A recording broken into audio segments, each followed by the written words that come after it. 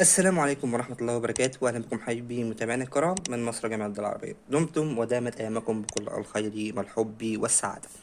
بعد بسم الله والصلاة والسلام على رسول الله صلى الله عليه وعلى من والاه.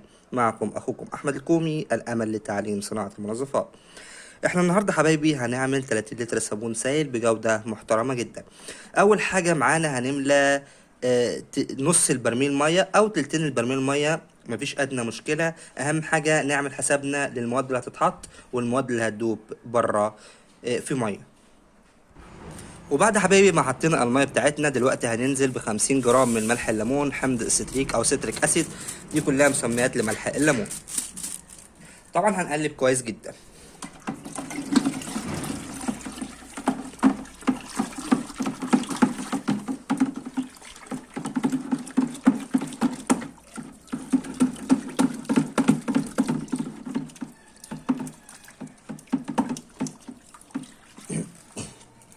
بعد حبايبي ما ضفنا ملح الليمون هننزل وراه مباشرة بالتايلوز. معايا 75 جرام من التايلوز. اقلب سريع جدا واضيف التايلوز مع التقليب عشان خاطر ما كلكعش مني.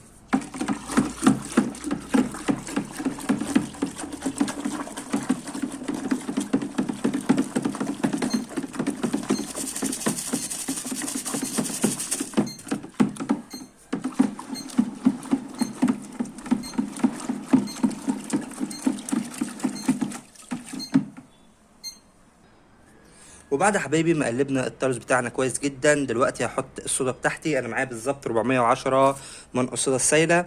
طبعا حبايبي الصودا بتتحسب لكل كيلو سلفونيك 75% بياخد 360 جرام. معانا 75 50 جرام ملح ليمون، 50 جرام ملح ليمون هياخدوا 50 جرام صودا ايضا.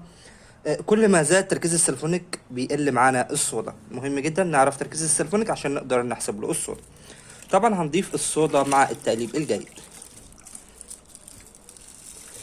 مهم جدا ان احنا ننزل بالكمية كلها.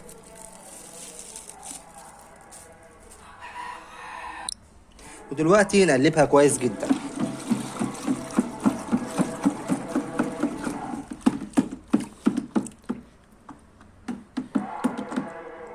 وعفوا كده حبايبي الاصوات اللي حواليا لاني بصور في المحل. دلوقتي حبايبي بعد ما دوبنا الصودا كويس جدا، دلوقتي هضيف كيلو من السلفونيك. طبعا ده سلفونيك الامل، حاجة روعة، حاجة ممتازة. شايفين الشفية، شايفين النقاء، بسم الله ما شاء الله. طبعا خالي تماما من الميثانول. نفضي طبعا كمية السلفونيك كلها.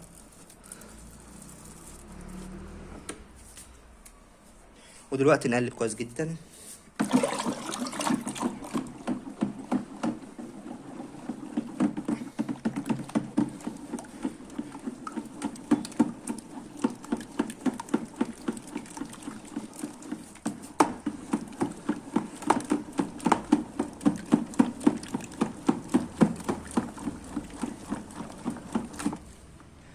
مهم جدا ان احنا ندوب السلفونيك تماما. تعالى حبايبي دلوقتي نشوف البي اتش بتاعنا. طبعا ناخد اهم حاجه بعيد عن الرغوه، نقلب تقليبه عشان الرغوه كثيفه.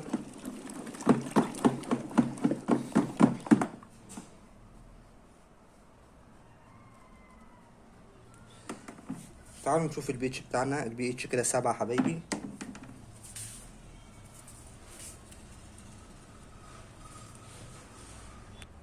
نقارنه بدفتر البي اتش كده، بي اتش 7 خلاص بقى امن على البشره. لو مش هتعرف تقيس البي اتش هيظهر لك هنا رابط، هتضغط عليه هيوصلك لفيديو يعرفك طريقه قياس البي اتش بكل تفاصيله عشان لو ما ظبطش معك. وبعد يا حبايبي ما ظبطنا البي اتش، دلوقتي معايا طبعا نص كيلو من تكسبون مدوبه في حوالي 4 أو 5 أضعاف مية. وسبته لتاني يوم داب معايا بكل سهولة. طبعا لو مستعجل وعاوز تدوبه سريعا هتبتدي تقلب فيه حوالي، هتحط طبعا على المية وتقلب فيه حوالي نص ساعة متواصلة هتلاقيه داب معاك. طبعا هنضيفه مع التقليب.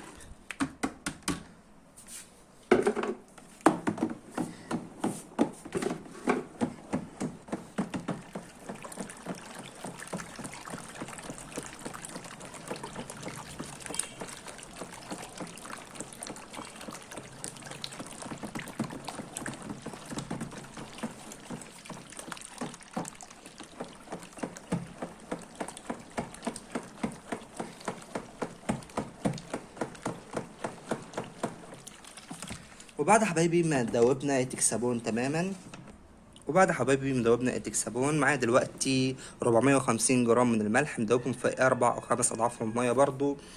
هضيفهم مع التقليب. مهم جدا ان اضيفهم واقلب سريع جدا.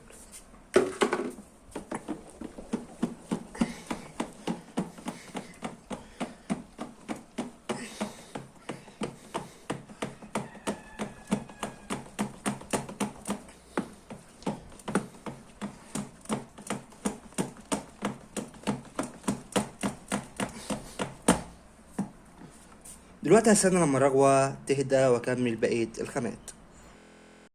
وبعد حبايبي الرغوة بتاعتنا ما هدت، دلوقتي هنكمل ميتنا للاخر.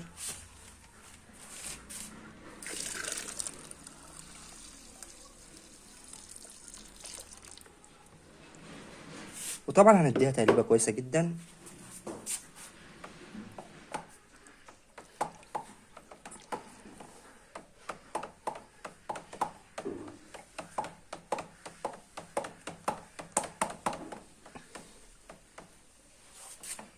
وبعد حبايبي ما قلبنا المية بتاعتنا اللي حطيناها، دلوقتي هنحط اللون.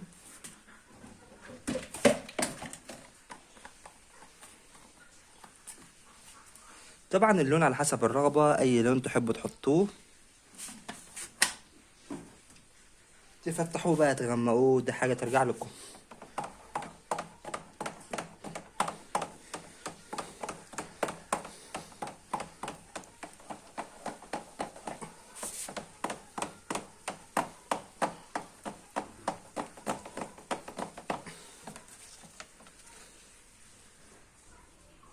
ودلوقتي حبايبي هنحط المادة الحافظة بتاعتنا. انا هنضيف 50 جرام من الفورمالين ونقلبه كويس جدا.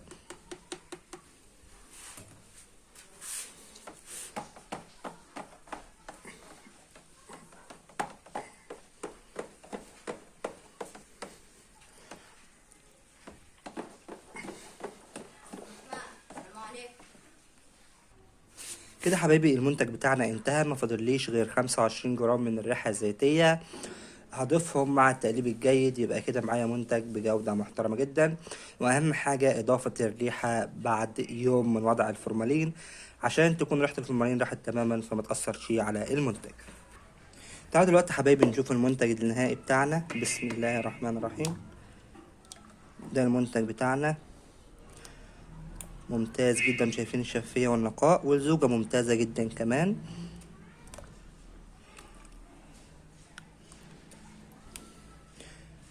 بسم الله ما شاء الله. عفوا.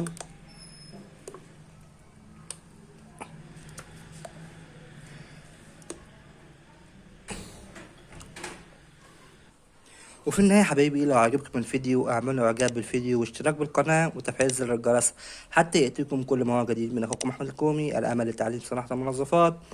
واهم حاجة دعوة حلوة من القلب، لان احنا بنعمل ده كله علشان صالح دعاءكم، فما تنسوناش من صالح دعاءكم والدعاء لوالدي بالرحمة والمغفرة. السلام عليكم.